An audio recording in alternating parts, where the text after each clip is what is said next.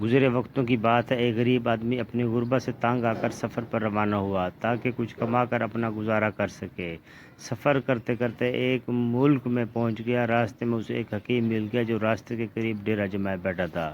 اس نے سوچا یہیں سے کام شروع کرتا ہوں۔ اللہ کا نام لے کر اس حکیم کے پاس پہنچ گیا اور اس کے ساتھ کام کرنے کی خواہش ظاہر کی۔ حکیم صاحب کو بھی دوائی وغیرہ پیسنے کے لیے کسی بندے کی ضرورت تھی۔ اس نے اسے کام پر رکھ لیا۔ اس آدمی نے دیکھا کہ حکیم صاحب کے پاس جڑی بوٹیوں کے نام پر صرف حلیلہ تھا، جنہیں پیس کر سفو بنا کر وہ پوڑیوں کی شکل میں مریضوں کو دیتا تھا۔ جو بھی مریض آتا تو اسے 3 دن کی خوراک دے کر کہتا کہ ایک پوڑی رات کو گرم پانی کے ساتھ اور ایک صبح کو ٹھنڈے پانی کے ساتھ استعمال کریں۔ چند مہینے حکیم کے پاس کام کرنے کے بعد جب اس کے پاس پیسے جمع ہوئے تو حکیم صاحب سے اجازت چاہیے۔ حکیم نے اجازت دے دی۔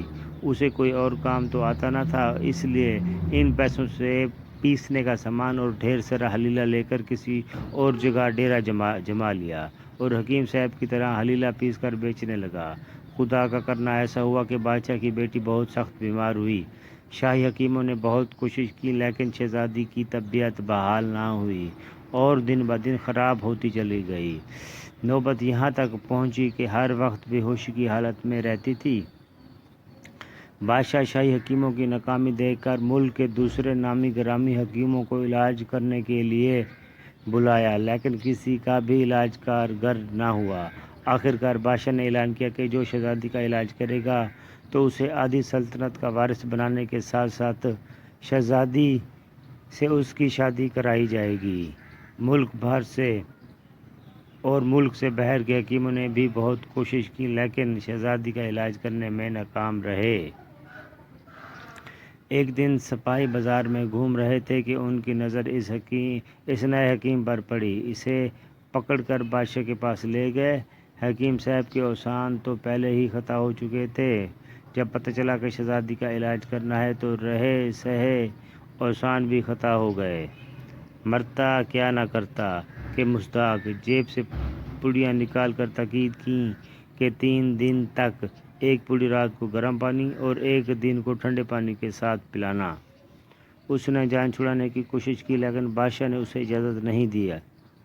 اللہ کی قدرت، ان پوڑیوں سے شہزادی کی طبیعت بحال ہونے لگی اور 2 دن میں ہی شہزادی ہوش میں آ گئی۔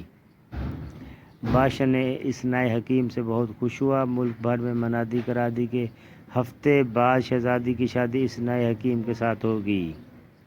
حکیم صاحب شادی کے بعد بڑے ٹھاٹ باٹ کے ساتھ رہنے لگے۔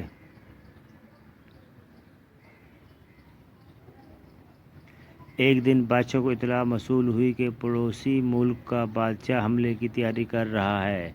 چونکہ اس ملک کے بادشاہ کی فوج بڑی تھی اس لیے بادشاہ پریشان ہو گیا۔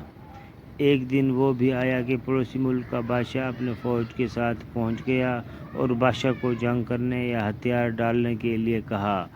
بادشاہ کے مشیر وغیرہ بادشاہ کو صلح کرنے کا مشورہ دینے لگے اور کہنے لگے کہ سپاہی بھی جنگ کرنے سے کترا رہے ہیں۔ بادشاہ بڑا پریشان تھا۔ ایک دن اس نے حکیم کو بلایا اور اس سے مشورہ مانگا کہ کیا تمہارے پاس کوئی ایسی دوائی ہے جس سے سپاہیوں کا حوصلہ بلند ہو جائے؟ حکیم صاحب کے پاس سوائے حلیلہ کے اور کیا تھا؟ سارے سپاہیوں کو پوڑیاں دے کر رات کو گرم اور صبح کو ٹھنڈے پانی کے ساتھ پینے کا مشورہ دیا۔ پڑوسی ملک کے بادشاہ کو اس ملک کے فوج کی تعداد کا پتہ نہیں تھا۔ اس نے جاسوس بھیجے تاکہ فوج کی تعداد کا صحیح اندازہ لگا سکے۔ رات کو حلیلہ استعمال کرنے کے بعد بیچارے سپاہیوں کو دست لگ گئے۔ ہر سپاہی 5-5 6-6 بار حاجت کے لیے جانے لگے۔ جاسوس دور سے یہی سمجھتے رہے کہ بہت سارے سپاہی ہیں۔ بادشاہ کو جا کر اطلاع دیے کہ اس ملک کے بادشاہ کی فوج ان کی فوج سے بھی بہت بڑا ہے۔ صبح تک سپاہی ہلکان ہو گئے۔ صبح پڑوسی ملک کے بادشاہ آئے اور بادشاہ کو جنگ بندی اور خیر سگالی کا پیغام دیا۔ بادشاہ بہت خوش ہوا اور سمجھنے لگے کہ حکیم صاحب کی دوا کام کر گئی۔ اب تو حکیم کے وارے نیارے ہو گئے۔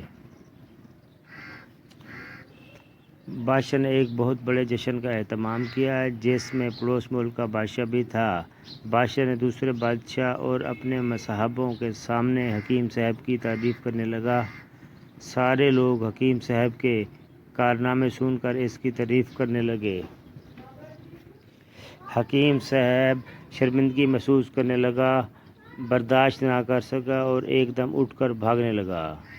دونوں بادشاہ اور دوسرے لوگ بھی کچھ نہ سمجھتے ہوئے اس کے پیچھے بھاگے۔ جیسے ہی وہ لوگ اس کمرے سے باہر نکلے تو کمرہ دھڑام سے نیچے گر گیا۔ بادشاہ نے اپنا تاج حکیم صاحب کے سر پر رکھا اور آگے سب کو پتہ ہے کہ سب ہنسی خوشی رہنے لگے۔